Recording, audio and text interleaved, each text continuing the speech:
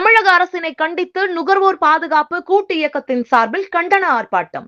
காஞ்சிபுரம் மாவட்டம் உத்திரமேரூரில் கிடப்பில் போடப்பட்டுள்ள புறவழிச்சாலை பணிகளை விரைந்து முடிக்க கோரி நுகர்வோர் பாதுகாப்பு கூட்டமைப்பு மற்றும் அனைத்து வியாபாரிகள் முன்னேற்ற சங்கம் சார்பில் கண்டன ஆர்ப்பாட்டம் நடைபெற்றது. உத்தரமேரூர் பகுதியில் அதிகரித்து வரும் போக்குவரத்து நெரிசலை குறைக்கும் வகையில் சுமார் 4 கிலோமீட்டர் தொலைவிற்கு புறவழிச்சாலை அமைக்கும் பணிக்காக 37 கோடி ரூபாய் நிதி ஒதுக்கப்பட்டு கடந்த 2024ஆம் ஆண்டு பணிகள் தொடங்கப்பட்டதாக தெரிவிக்கப்பட்டுள்ளது.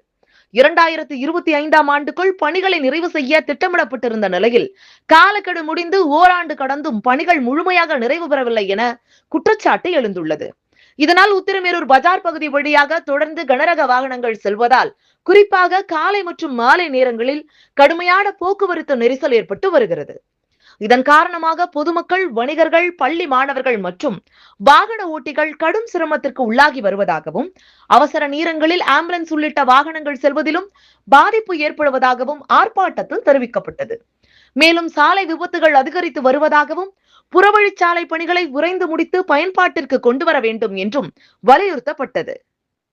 உத்திரமேரூர் பேருந்து நிலையத்தில் நடைபெற்ற இந்த கண்டன ஆர்ப்பாட்டத்திற்கு நுகர்வோர் பாதுகாப்பு கூட்டமைப்பின் தலைவர் செல்வகுமார் தலைமை தாங்கினார்.